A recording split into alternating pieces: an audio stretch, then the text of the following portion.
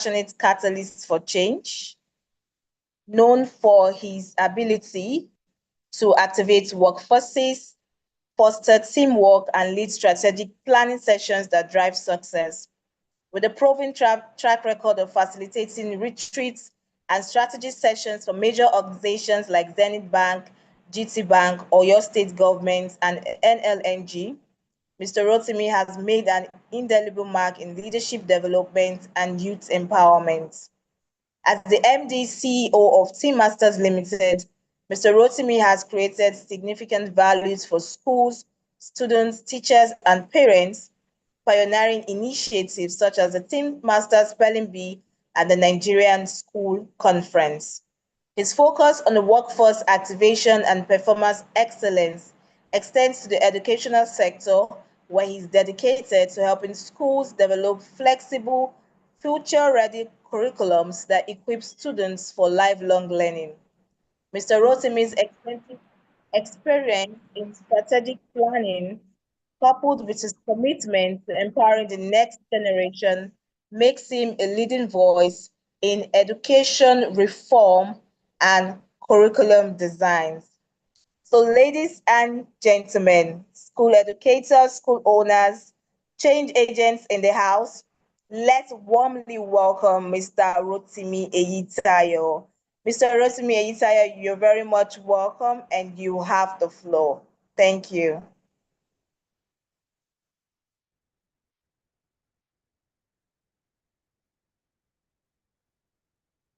Thank you. Let's keep the applauses coming. Thank you very much, Temitope. Let's use our digital hands. Let's keep our applauses coming.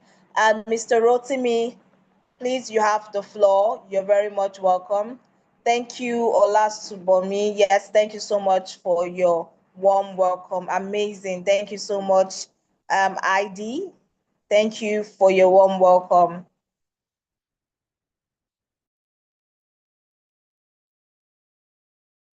Okay, thank you very much. Good evening, everyone. I would like to start by saying thank you all for joining this session and welcome to the School Outlook series powered by Team Masters. And it's such a pleasure to be the facilitator for tonight's conversation.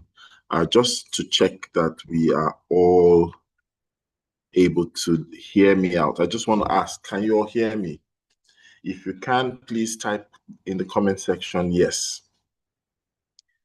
If you can, just type into the comment section and say yes. Fantastic. Thank you so much. And we'll try as much as possible to make this as engaging as possible, as brief as possible. We had a great time last week. It was really amazing. We started by explaining the fact that the message behind having a School Outlook series, which is pretty much more or less the year outlook, is just to get us to reflect with one another and think about the year and how we're able to, advance our enterprise, our businesses, our pursuit within the education space, particularly for schools who are actually out on a leap to make sure that they want to get the exact things that they desire. They don't want the year to cheat them. And so that's why we really are here. But the conversation will not be complete if we're not able to break the conversation down in such a manner that we are all able to practically look at things in perspective. First and foremost, we started last week, and when we're looking at the conversation last week, we were able to build a foundation, and that foundation is what is making us move into what we're doing today. So we're talking about systems, we're talking about structure. And I'd like to start with a short story. This is real life, this is current, in fact, as latest in the sense of it's current as something that happened today. I had an opportunity to have a conversation with a particular individual that leads an amazing education enterprise. And one of the things that I could see as a pain in the conversation was the fact that here it is, I have a beautiful school, but it is making me feel like I'm burning out. It's like, what's the problem? And then we began to look at some things that the individual was talking about. But the long and short of it was part of the conversation led to the issue around systems. And if you're a student of, of growth, you're a student of development, and even in the learning space, the word system is not a strange word. You find out that from time to time, business consultants, individuals, coaches, and even regular educators would have come across the word systems. And it's like there's a little cousin that comes up anytime you mention system. So you hear the word structure. And, when we look at 2026, yes, the school year actually started in 2025, which is in September. But when we think about the year altogether, then we need to think about it from the perspective as the outlook of the year, that we need to get to the point where, as we have lofty goals, have lofty dreams, we have great ideas that we want to pursue, as we want to embrace a lot of things, as we want to add to the plate, all the things that, we've gotten from trainings and the likes, there are two things that we must pay attention as we journey along this, as we take the journey, of innovation, as we take on the journey or the adventure of growth: the system and structure. And I want us as educators to make up our mind that in 2026, amongst the things that we do, we'll pay attention to systems and structure. In fact, that's what actually makes it a lot easier for people to scale, right? But I want us to have this at the back of our minds. If we as individuals, if we as educators, if we as business leaders, if we as school owners, right, do not perfect certain things, what will happen is that by the time you jump at structure, if you are inefficient, what happens is that your structure would almost like magnify ineffectiveness. So structure is not meant to be approached in isolation. Structure is not meant to be addressed as just, structure. Because by the time you do not get the beginning and the foundation right, you might just be structuring your way out of business. You might be structuring your way out of relevance. You might be structuring your way into something that actually is taking you to a place where you did not expect. So I'm just going to go through that, and we're going to have the conversation. And I'll also use the opportunity to ask some key questions, right? Have you ever, let me start by asking, have you ever felt stressed by work before? If you have, please type in the comment section your answer. You've ever felt stressed by work before?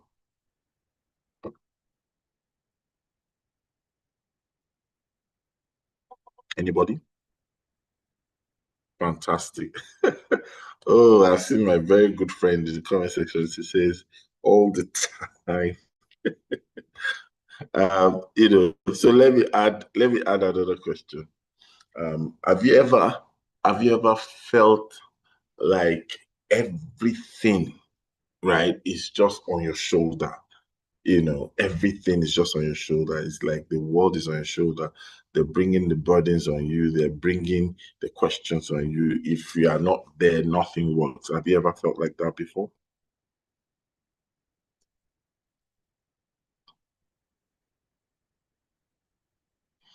Anyone? Yes or no? Of course, fantastic. Now, you are not alone. This is something I have felt. This is something sometimes I still concurrently face, right, in certain situations. But I've come to realize that, while helping people and whilst trying to structure growth, it's a growth concern, right? When you're at the face of your business, I face some sorry, I can feel your pain. Now, I just want to explain this because we know we're talking about the year outlook. It's very important that we realize that chaos is actually the product of lack of design. I will say that again. Chaos is actually the product of lack of design. And so when we begin to see that we are feeling the pain of work, Sometimes you are feeling the pangs of growth. Sometimes you are feeling the burden that you're stretching. While it is good that you're having more clients, while it is good that you're growing in size, while it is good you are gravitating towards numbers, you must realize that one important thing that makes everything come together is the word design. I want somebody to type design in the comment section very quickly. Type the word design, design. And you might be wondering why I'm saying this, because sometimes these things that we're looking for, they are hidden in plain sight. They're hidden in plain sight. Design in itself is the bedrock and the framework of anything called structure, because structure must not be seen just as an academic term. It's not a terminology that is far off from us. It's not a terminology that is left for consultants or the big wigs and the likes. Structure is something that is relatable. And the way you can come into structure thinking or structure doing is when you begin to appreciate the word design. Everyone here is in the position to design their own reality. It's this same design that begins to look like what you eventually call structure. But before structure should happen, right, you must ensure that the right systems are in place, because it's almost like you've initiated something. Now you are getting to consolidate that thing. So you cannot bring consolidation before initiation. And that's why at the place of conceptualizing what you will call ease, or what you will call improvement, or what you will call growth, at that point, you need to ensure that your design is in place.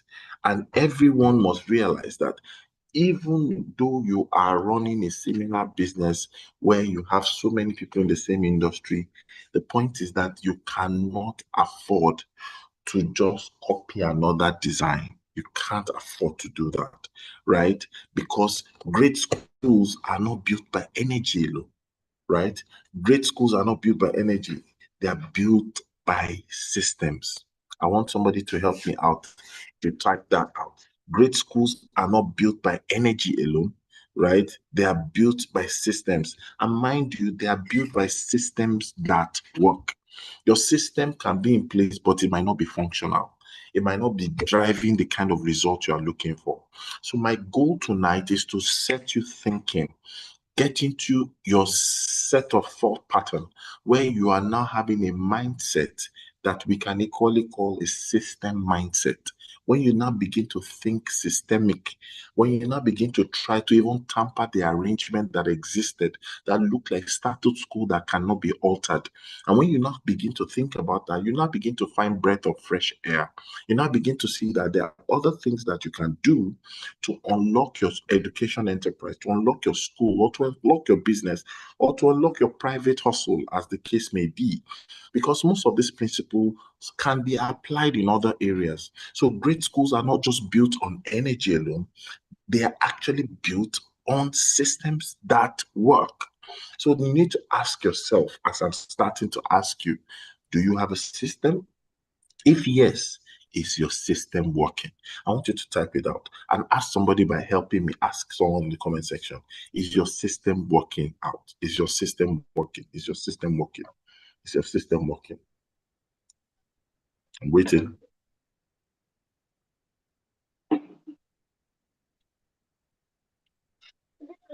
So I'll just also build on this.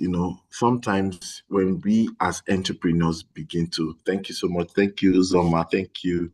Thank you. Thank you, Oleander. Thank you. Yes. So thank you, Caroline. Thank you, everyone. So let me just take it a step further, right?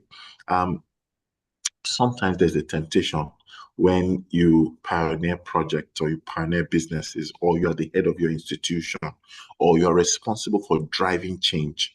There's this temptation that sometimes we get to feel that being in an overdrive mode shows that we are paying the price of our growth. Well, it's not totally true, right? Because stress is not the price of excellence. You must always understand that stress is not the price of excellence. I believe that structure is actually the cure of stress. So if there's anyone who, just like others had answered before now, is feeling the burden and the pain of stress, structure is the cure of that stress. So if there's a business process, and I like to say this because we're talking about the school year outlook, we must realize that structure cure any stress. So where do we often have stress? Where do we often have stress? And the truth about it is that when you think about the school business, your stress comes from three major dimensions, or let's even put, for the purpose of tonight's session, four major dimensions. There are four major dimensions your stress comes out from. And you can encounter stress from the first dimension, which I love to call it the welcome dimension of the school. So when you think about it in 2026, the welcome dimension of your school business, where are we having stress? That welcome dimension constitutes your interaction and interface with any form of intending and prospective client, which means your welcome dimension could be online, your welcome dimension could be offline. And when you think about all that, there might be bottlenecks, there might be pain points, there might be issues, there might be lack, there might be gaps that exist. Sometimes some people say, you know what, Mr. Itayo, I don't like the way my people speak to clients. That's at the welcome dimension. A lot of times we've had opportunity to do telephone assessment for clients, and we then try to tell them, oh, this is the thing that we've discovered. Your people wait for the phone to ring out because sometimes people don't want to talk to a client. So everybody's passing the phone and say, you pick, you pick, you pick. That in itself might be something that will eventually lead to an issue that will cause stress. And so a lot of times, what people now begin to think about stress is almost like, oh, stress is the curse of entrepreneurship. Not necessarily. I want to even believe that stress is not altogether bad, right? Because I believe there's good stress and there's bad stress. If you want to make the world better, I think you better make your own understanding of certain peculiarities, in a different light. So there's good stress. Just the effect of deadlines. If you have ever had a deadline to execute something before, a deadline can cause you to rush. Sometimes, the kind of work I do, I have the privilege to always jump up and down, travel up and down. And, there are times that the flight time is not so friendly. And that means that if I have to be at the airport at so time, I probably have to sleep less. I probably have to wake up earlier than normal. I probably have to get to the airport in time to prevent missing my flight. That in itself is stress. But there are some times that if the stress propels you towards advancement, propels you towards growth, propels you towards good, then that is good stress. Because if the individual does not have anything driving them, if the school does not have anything driving them, if the brand does not have anything driving them, and probably if the unit that you are in your organization does not have anything driving you, you will find out that you stay in a place of satisfaction. And from the place of satisfaction, you get into a possible state of stagnancy. And stagnancy is always going to attract decline. So you find out that the one-time expert that you used to be called, or you find out that the one-time praise that they used to sing about who you are, you just begin to realize that you are losing essence, you are losing power, you are losing competence, right? And that we don't want. So I want us to understand that, and I hope this is making sense. I hope you're following. I hope you can still hear me, right? Let me just use that as a way to confirm. I hope we are following, right? Okay, fantastic. Thank you so much. So let me take it a step further, right? And because of the kind of conversation we're having, please feel free to put your thoughts down because I'll give you opportunity to ask questions. Because every time I have opportunity to talk about stress, talk about structure and then move to systems, or systems and move to structure, a lot of people have practical questions. And, let's not make this too academic. Just like I said last week, it's an outlook. And so it would really want I really want you to be a bit of in a reflective mode and, think about it, get serious about what we're talking about, and we'll build on this kind of things. And hopefully, we'll come out with a very good outcome at the end of the day.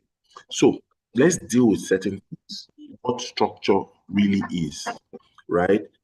When our host was guiding us in the conversation, Ruhama, thank you so much for that introduction. She was telling us a little bit about what it is that happened last week and what it is that we're trying to do. And one of the things that would strike you is almost like getting us to revisit the word structure. Sometimes we've had a bit of miseducation on some things around the familiar things we hear from time to time.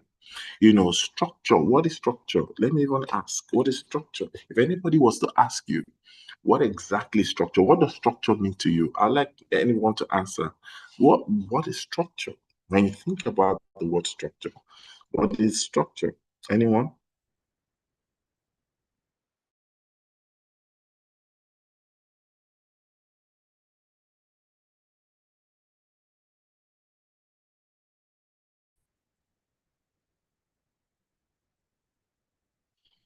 Anybody who would like to share? What is structure? It's what we put in place to run an organization. Fantastic. Absolutely correct. Who else want to add to that? Who want to lend their voice to that? What is structure? A practical step-by-step guide. Thank you, Temitope. Let me take one more person. What is structure?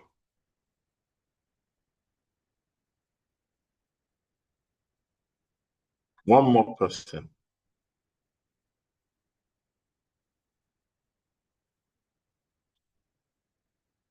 Who would like to help me? One more person. What is structure? Okay. Let me just help. Now, amidst the lovely conversations that we're having and defining and describing structure, Techno says systems put in place to run an Olashubomi says daily guide. Fantastic. Thank you so much for this amazing answer. But to add to that, let me just say these 4 things that, will also paint a picture in our mind's eye. Number 1 is that when you think of structure, structure, someone says structure is what gives direction, order, stability. I love this. Instead of confusion and improvisation. So if we're to look at one word, and we're to look at that word, how it resonates with structure, I think structure is clarity. Structure is a product of clarity. So it's safe to say structure is clarity, and when we think about it, it might be that sometimes we are not so clear about certain processes, or we are not so clear about the degree or the depth of these processes. And when we are not so clear, it means that it probably is not structured well. Sometimes we are clear, but the user is not clear. The end user is not clear. The recipient is not clear. And when that happens, it is a question for structure.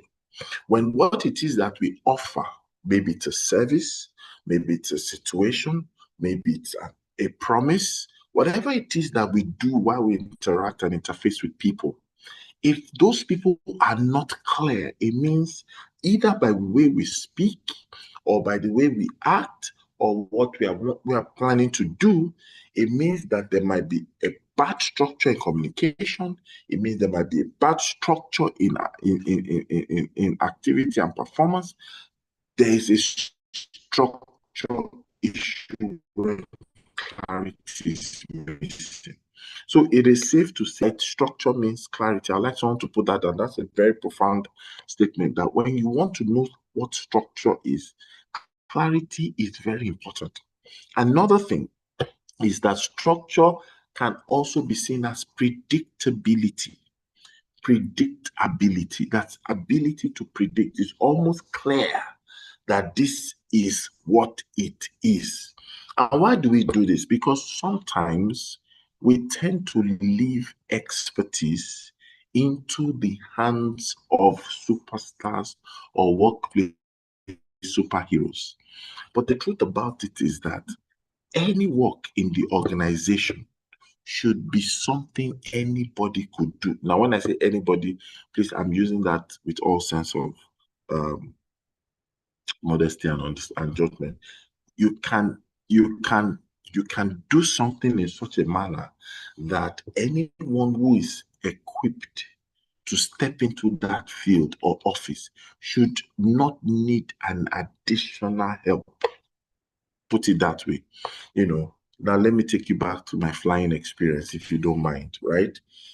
I've come to realize that I don't know if anyone has actually noticed this. If you're a frequent flyer, you probably might have noticed that sometimes when the plane gets into a destination, as the passengers are disembarking from the plane, the crew, that's the air hostess, and even the pilot in some cases, would also step out of the plane, right?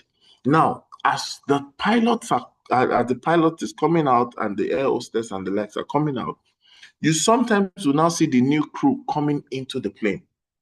Now, if that plane was wired in such a way that the last person that flew the plane is the only one that understands where the button is, where the landing gear is, where this one is, where that one is, you know what's going to happen? It means that the next set of people will not be able to fly. Why? Because the structure is not in place for anybody to fly that plane. I don't know if that illustration is clear. I don't know if that illustration is something you understand. It means that we must be able to begin to look at the processes and the organizational structure to make it easy for anyone to plug in. And as we begin to grow, we must begin to look at it from this angle: clarity, predictability, but don't stop there. Structure is also ownership. Because of time, I would have had the opportunity to look for a video and share with you. It's called Problem Owned. Now, you realize that as we journey as experts, one of the core things that makes somebody say that that's not my work, I normally use this illustration when I train on service excellence or excellent service. And somebody sometimes might show you, there's this slide I normally show people, and then you find a very funny picture that has a straight line, and then at some point, because there was a log of wood, the line goes like into a triangular form, moves, comes to the bend, and continues after the wood. Now, if that man that did that painting was brought in for an interview and you asked him, what did you do? You say he painted the road. Okay, you painted the road, fantastic. But why is it that it's not a straight line? You say because there was a log of wood on the road and I was not paid, or it was not my job description to lift the log. So therefore, since they did not take the log of wood before I got there, I will just paint around the wood. And that does not mean excellence in any form. Why? Because structure is not just something that is clear. It's not just something that is predictable. It's also something that is owned. So people must be able to have by your structure to make someone know that this is on you. It's just like the game of football. We have opportunity to see players understanding that they have their ownership of certain things. But one thing that I also love is that structure is also meant to be considered as repeatable excellence. How many of you have heard of the word fluke before? When you hear the word fluke, that shouldn't be a strange word, but it's just speaking to say something that you cannot replicate. It just happened. It's almost by a stroke of luck, happenstance, right? But when you are able to repeat excellence, right, that is structure. When you go into the hospitality sector, and you even go into the food space, you find out that a lot of people, let's take for example, maybe it's a restaurant and the likes, and they find out that people are tripping in consistently. They will tell you that they have a recipe. That recipe is structure. It means that they can get to a point where they can repeat the same excellence consistently. It happened before, it can happen again. Somebody can almost refer other people, say, come and taste these people's jollof rice. Come and taste these people's signature meal. It is there because there's a recipe. The quantity of salt, the quantity of this, the quantity of that, right? All these things come together. And when you begin to think about it, we need to ask ourselves, do we really have functional structures based on the product that we have, based on the organizations that we run, based on the business that we are running, based on the school that we have? There must be clarity, there must be predictability, there must be ownership, there must be the possibility of repeatable excellence. Because when these things don't happen, it means that our system would be weak. And a weak system will always guarantee leaders burnout. When the system is weak, leaders will burn out. When the system is weak, leaders will burn out, right? So what are we facing in this new year?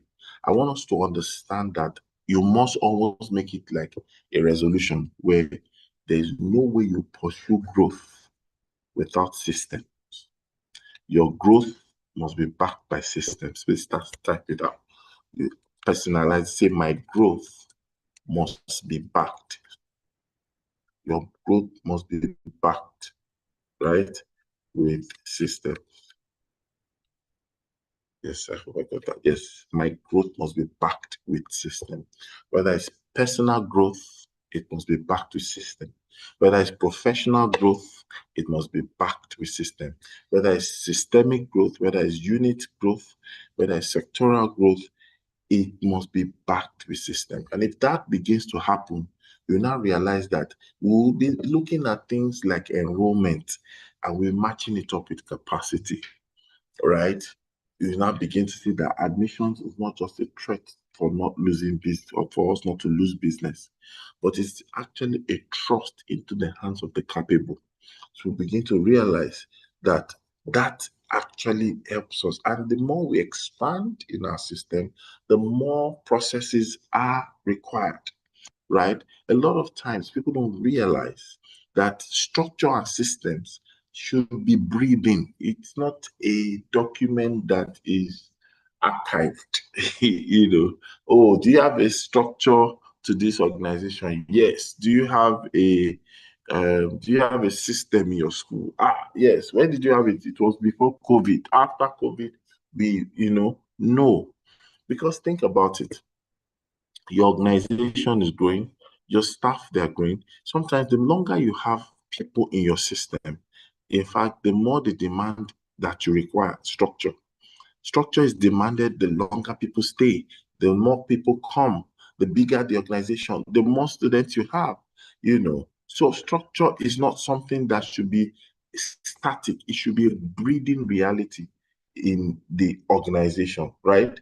And I like to use what I hear people say. Even personally, I don't like that statement.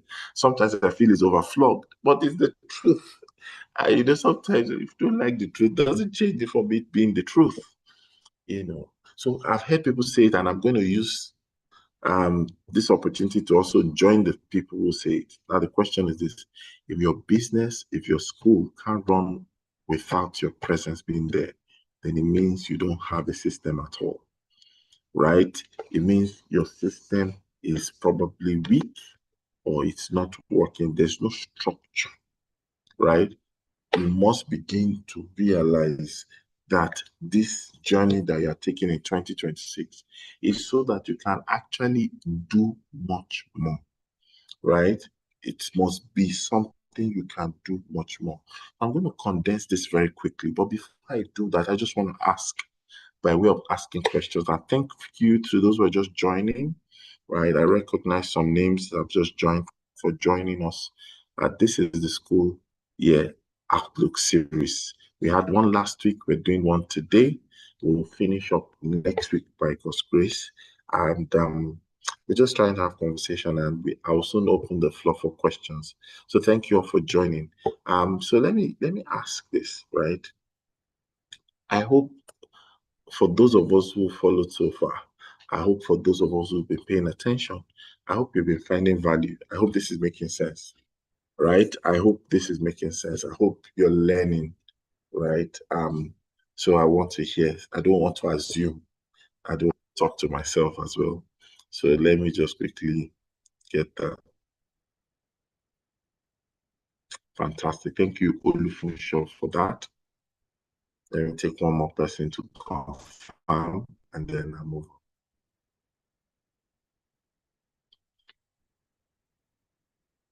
on. Okay, thank you, Uzoma. Thank you, Uzoma Chinen. So very quickly, remember I said to us the other time that as we approach this subject matter, I want to bring out some key dimension of the school business or the school or the education enterprise. And this actually sometimes is available for other businesses as well.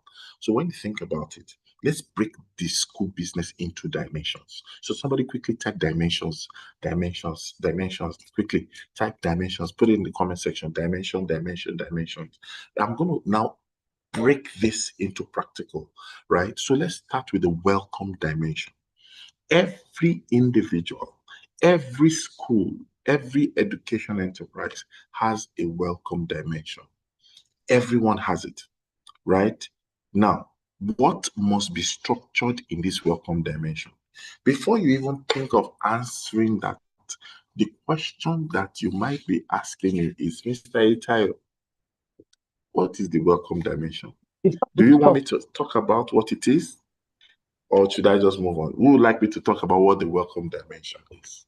Or who would like to share with us what they understand? I said it earlier a little bit, but who would like to share with us what they understand by the welcome dimension of the school?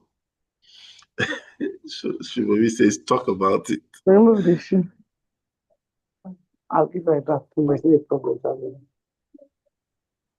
Hello, Wamaka, are you talking to me? Sorry, I was unmuted by mistake, sir. All right. So, okay, since nobody has said anything, so let me just help you. I'll try to give a definition that is relatable for anybody at any level. So when you talk about the welcome dimension, I repeat, the welcome dimension. The welcome dimension of a brand, a school, a person is the dimension, the first things you see and interact with that brand. The first thing you see, engage, and interact with that brand, that's what constitutes the welcome dimension. The first thing you see, that when you interact with a brand, that's what constitutes the welcome dimension. I repeat, the very first thing you see, interact with, and engage with a brand, that's what constitutes the welcome dimension. Now, based on that definition that I shared with us, who can give me an example of a school's welcome dimension? Who can help me?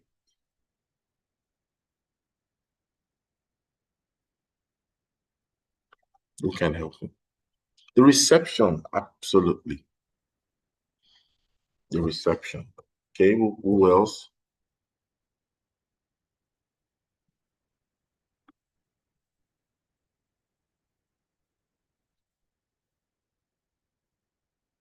The environment. Front gate security, fantastic. Okay, so because of time. So based on this, there are dimensions like what you've all said, but there are also interpretations to this dimension.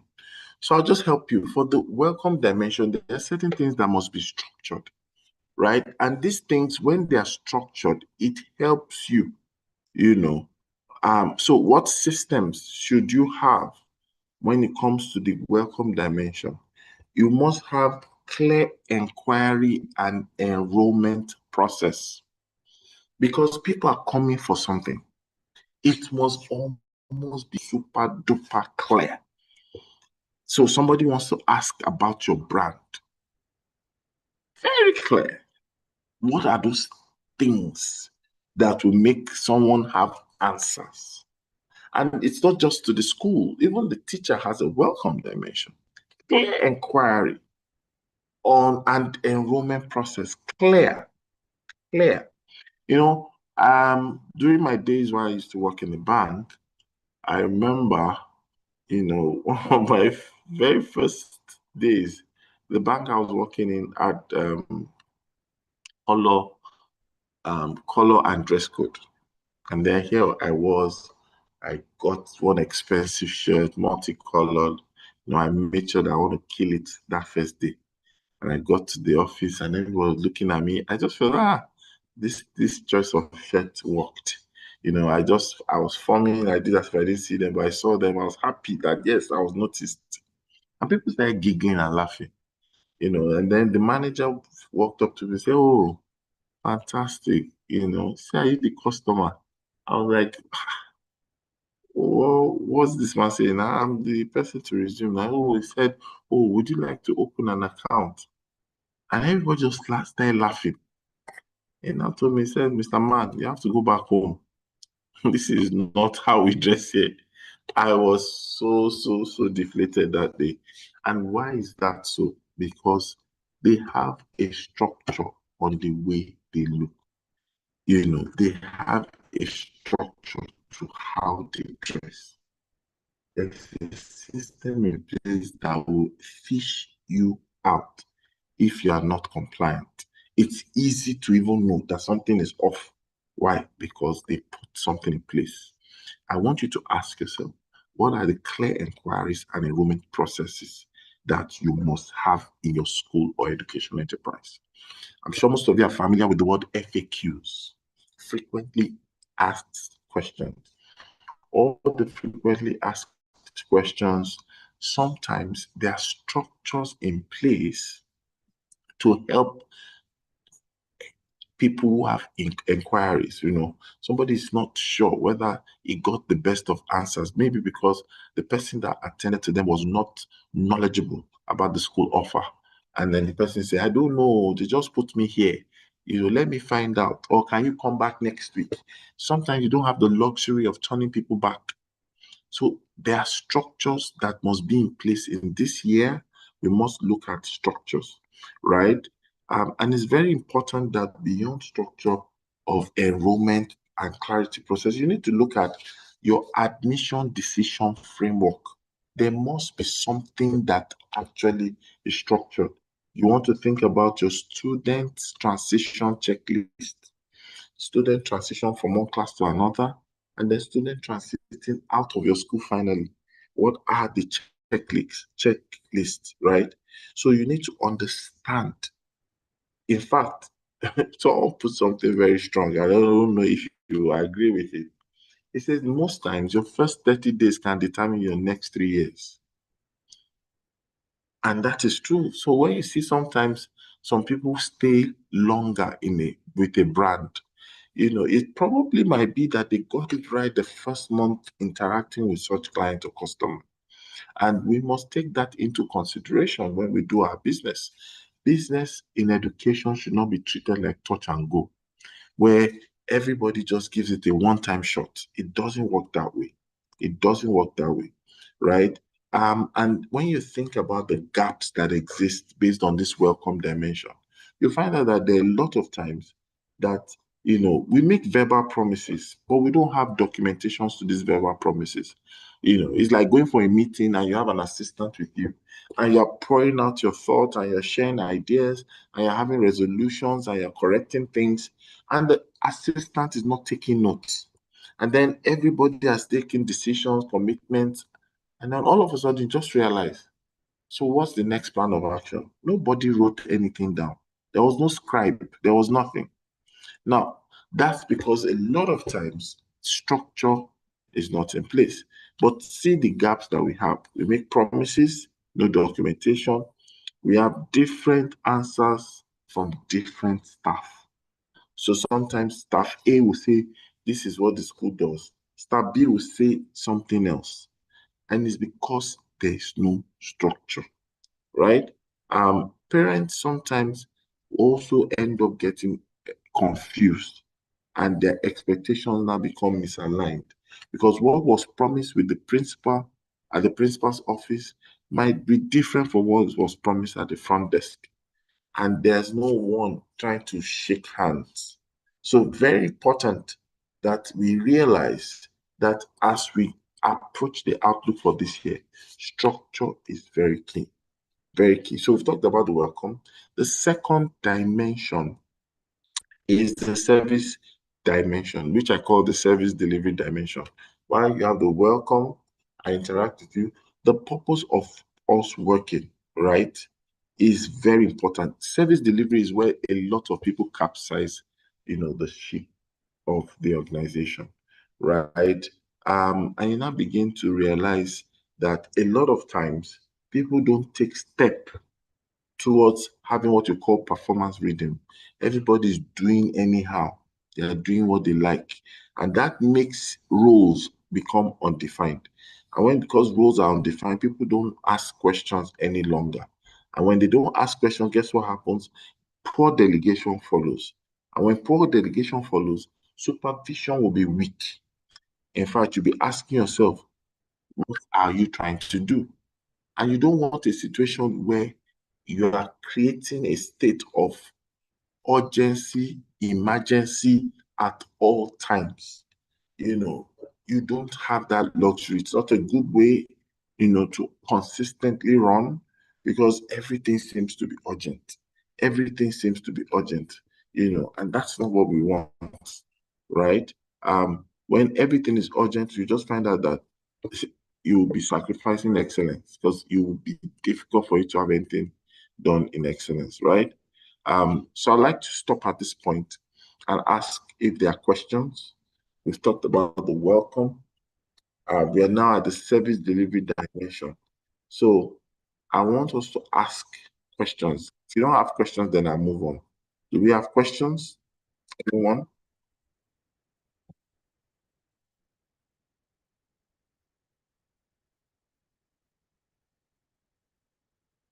Any questions?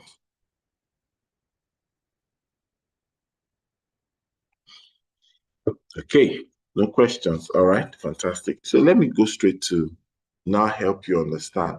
So how do we reduce this stress that some of us leaders, owners have?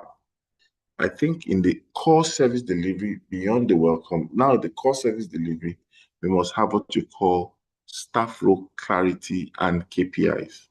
For me, I even take it a step further to say, you don't just have KPIs, you have KGA, sorry. And when we say KGA, it just talks about key goal areas that, sometimes you put it in pillar, what their roles, their performance assessment will be, but also they have an insight on the expectation of direction.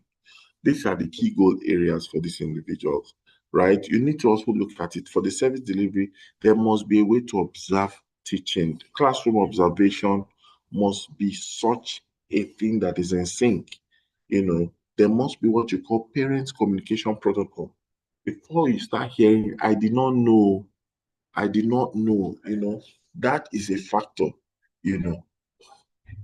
So this is actually important. You want a situation where you're asking those things, you're finding out. There's parent communication protocol, there's incidents and escalation process. I remember I was having a workshop with school leaders of a top school association, and I tried to help them understand, because when we're talking about crisis, I needed them to realize that crisis, right, is the offspring of cases. There will be a case, but it is not a must that there should be crisis. If you don't handle cases in your school well, it eventually will lead to crisis. So when you get to experience crisis most of the time, it's because of poor handling of a case. So case management is superior to crisis management. I'll put it again. Case management is superior to crisis management. And if we don't get to realize that, what happens is that even the good people will fail in a bad system. You are sure that this person is good and skilled. That person eventually might fail, might look bad in a bad system, right? So you now begin to realize, some people tell you that, well, teachers leave. Obviously, that's a menace that people are handling now. But why do teachers leave? No growth plan, poor feedback culture, burnout, unclear expectations. Some of these are the reasons that teachers leave. What's the system that can cancel that? Or what's the system that can tackle that? I put together something while I was preparing for this session. And I said, if you want to tackle this mass exodus, then it means that you must have a very good staff onboarding framework. Some of this secrecy as to I want to leave, I don't want to tell anybody. You must be able to find a way to engage and solve that. There must be what you call the continuous development plan. There must be performance review calendar. There must be recognition and introduction of what I call support structure.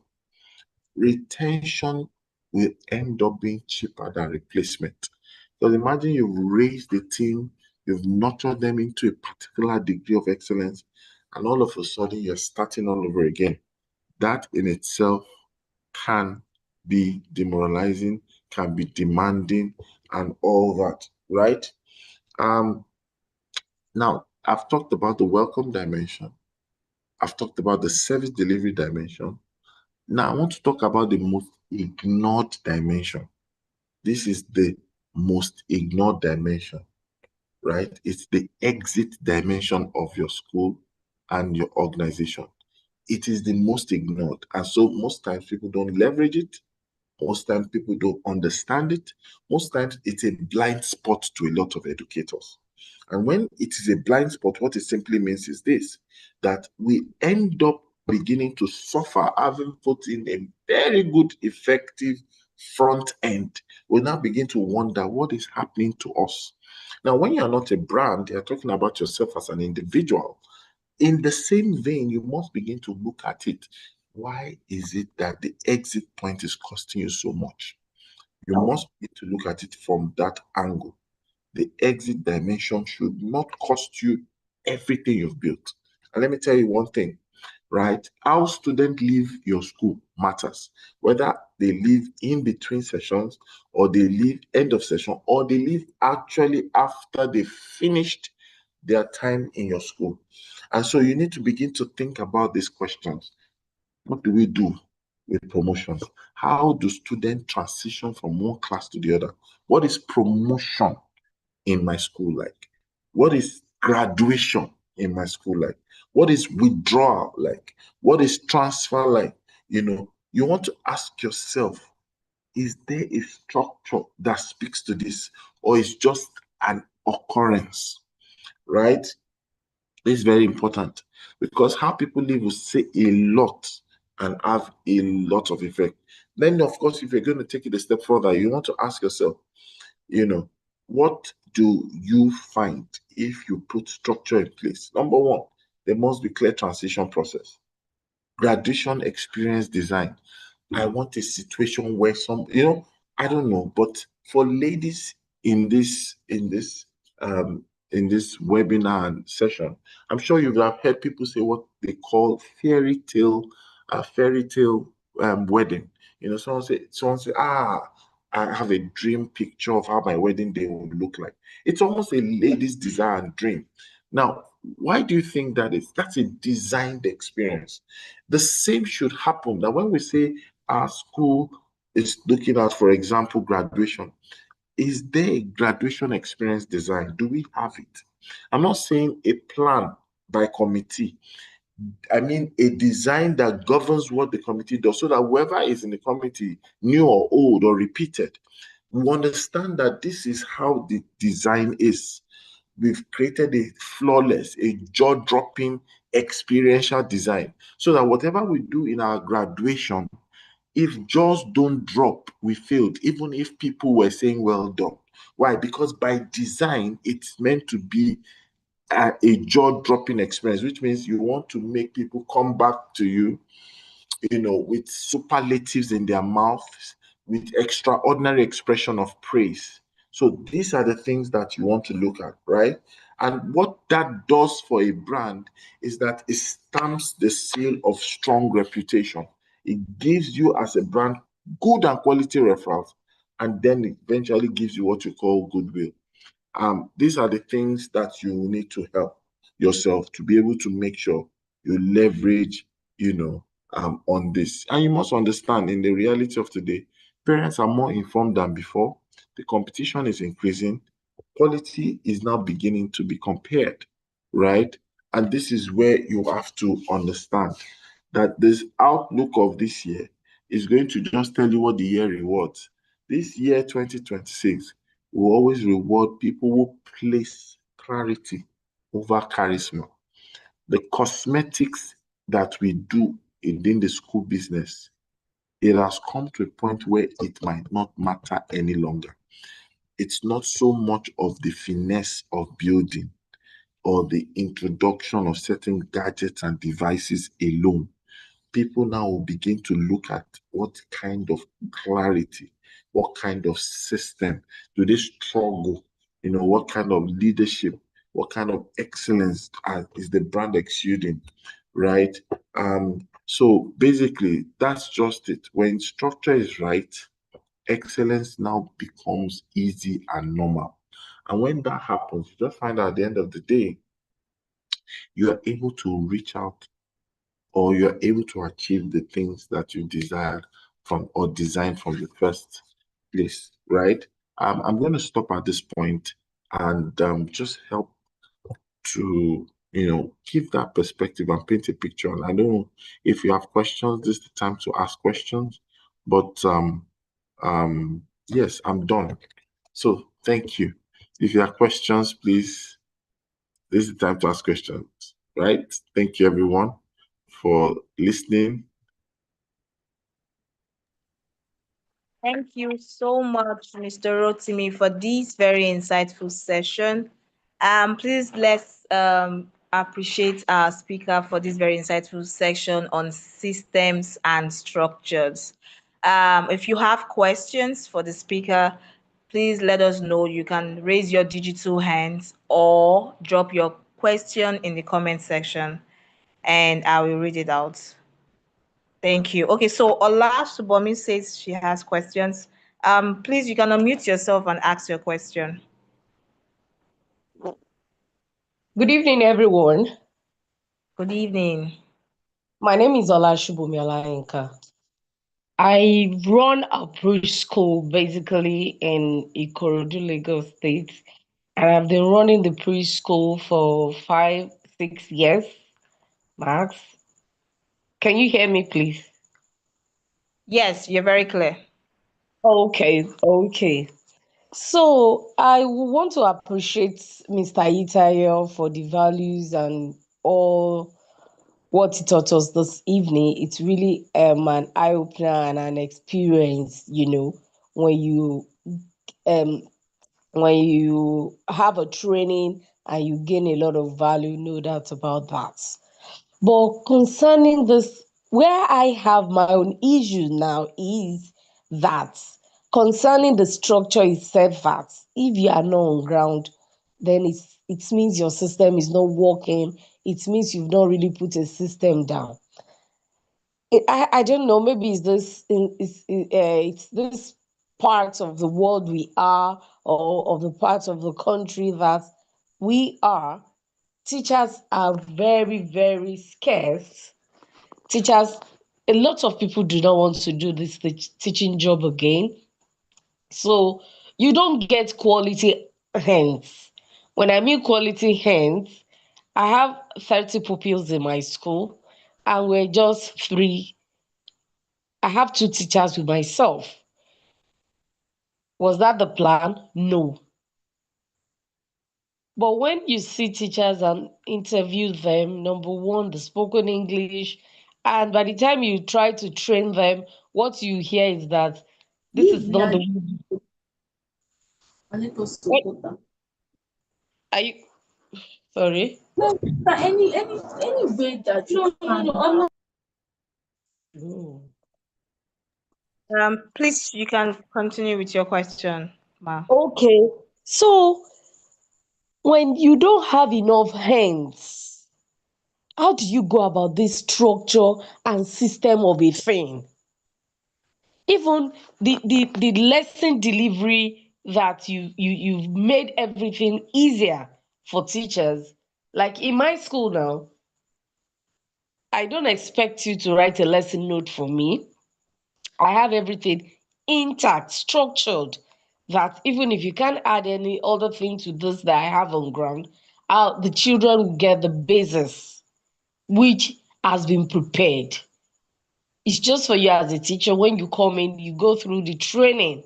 But when you don't have enough hands, once you burn out, the whole you are the face of your organization. You are everything in that organization. So I'm still I'm so confused with this system and structure thing. Thank you. Okay, thank you very much, Ma. Mr. Rotimi, would you like to attend to this question, or do I also ask the other questions in the comments? Okay, let's take the questions together. Okay, so we have another question in the chat, and this is from Olufunsho Kehinde Fagbohun. She says, when your school is just starting out, how do you build these systems when you don't have a strong team yet?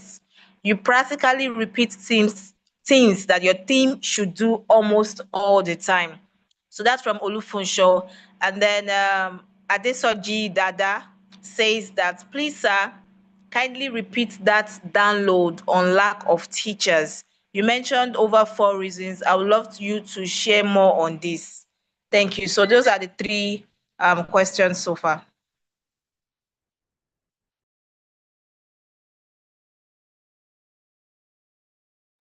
Sorry, I was muted, right?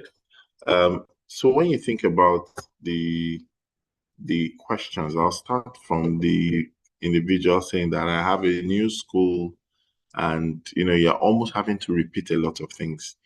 There are many reasons for this, and because of the nature of the session and some of the information I don't have available, I'm not going to preempt.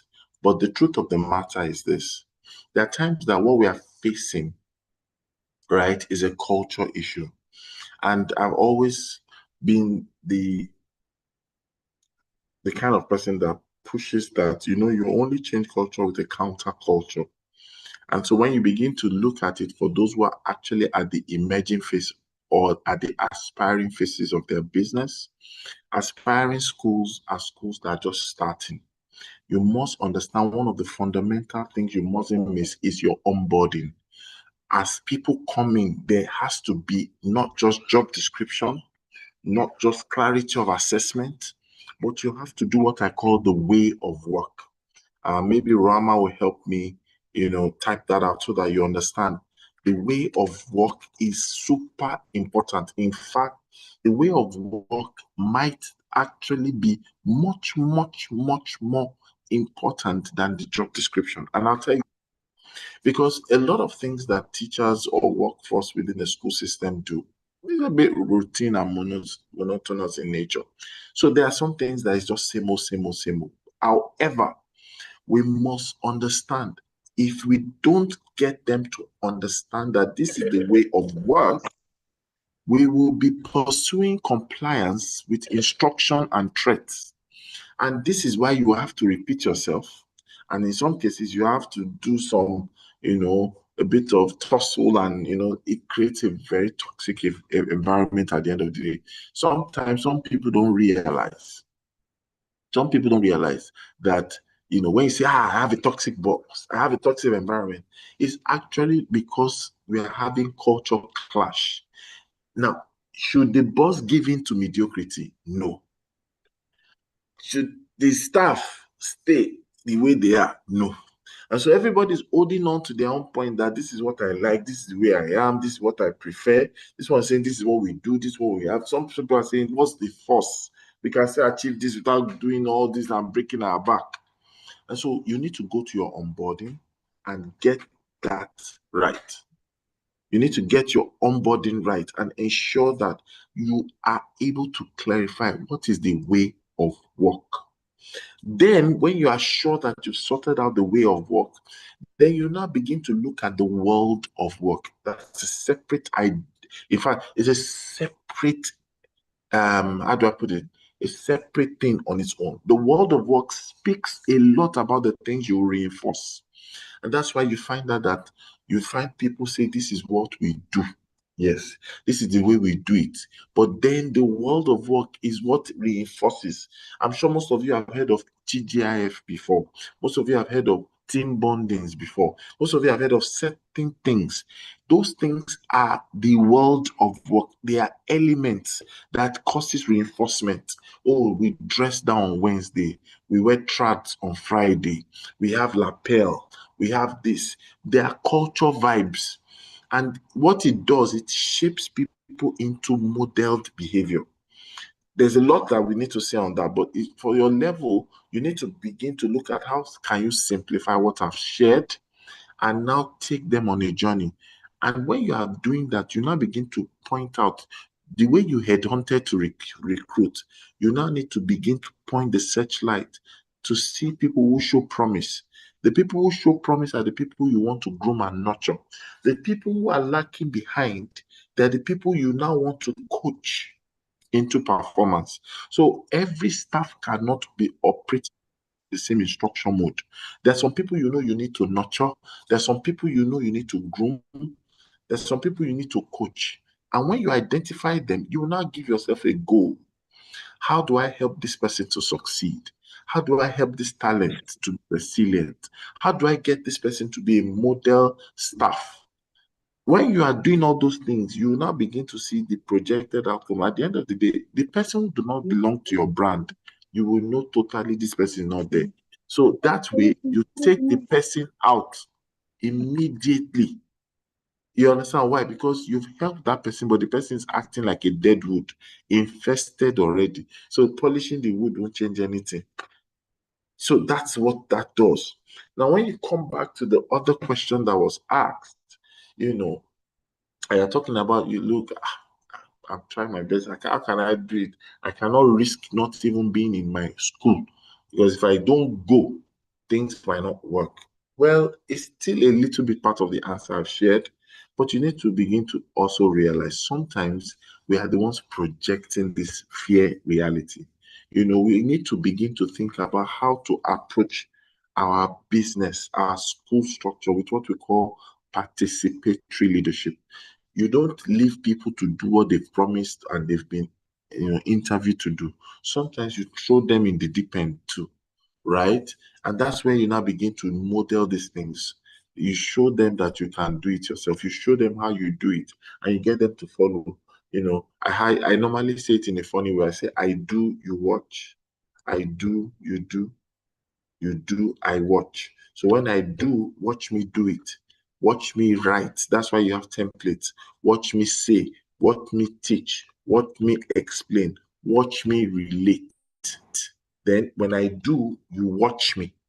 Then when I do, you also do. So I watch you do it as I've done it. See it that it is possible, it's doable. It puts less stress on their belief quotient. Then at some point, let them do while you watch. It's like teaching a child how to ride a bicycle. You will not hold the child all the time. There'll be a time you let go, and the child will be like, wow, I can do it. Yes. The reason is because sometimes this capacity that is inside stays potential until there's a motivation. And that motivation is our responsibility as leaders. We are to give them the motivation to drive performance. And sometimes our organization is very low on motivation. Motivation is not just cash, because some people think it's reward in cash. Motivation sometimes can be different things, right? It could be respect. It could be the fact that you're setting a record. Okay, the first to do this. Oh, we want to hit this in record time. That is what, because a lot of times when people don't have something defined or something that is like a higher definition of themselves, they will act with mediocre spirit. So those are the things. And then you need to understand the tools of trainings. You need the tools of trainings. You might use the instrumental tool of training and then use case study to model the behavior you want. So these are some of the things, I need to ask more questions because, as a consultant and also a growth strategist, I don't just think there is one size that fits all. Sometimes it could be you that might be the problem as well. It could be the fact that you are too passive with them. You are thinking you're being nice, but they don't need someone who is nice. Or it could be that you are too hard and they might be breaking because you're too hard. So sometimes it might just be a dialogue and say, you know what? I've been working on this for a while. And it's not working. So I want you guys to tell me what we can do. How can we work together? How can we, run together? Something like that. So that's what I think works, right? My battery is very low. I hope you could hear me. I hope this works. Yes, thank you very much, Mr. Rotimi. So from the response in the chat, they understood what you said. Olufunsho says, thank you, sir. To change a culture, you introduce a counter culture. Very profound, and thank you. All right, thank you so much. On this note, we will bring this webinar series to a close. But first, we want to appreciate the speaker, Mr. Rotimi Eyitayo, and every participant who joined us and have stayed to the end, have engaged and participated in this webinar series. Thank you so much for joining us. Remember, this is a 3-part series, so it means that we are going to have another session next week, Saturday, 7 p.m. West African time. So please make sure to help us share the message for more people to join in. I'm seeing the comments here. Someone is saying his questions have not been. Mr. Adesoji, you say your question has not been responded to. Said kindly repeat that download on lack of teachers. You mentioned over 4 reasons. Mr. Rotimi, would you be able to repeat the download on the 4th on teachers? I didn't quite get that. Hello, sir. Okay, I don't think you can hear me. Mr. Rotimi, can you confirm that you can hear me? There's a question from Mr. Adesoji. Okay, I think network has pulled him out. So let's just make plans to join in next week, Saturday, for the concluding part of the series of the School Year Outlook series. We've learned a lot about systems and structures. And of course, we now understand that when there's chaos, it means that there's an absence of structures and systems in place. And we have to be very intentional in how we put structures in place to be able to promote growth in our school system. Because when there's structure, then definitely the vision of our schools can be propagated, especially in the absence of the owner.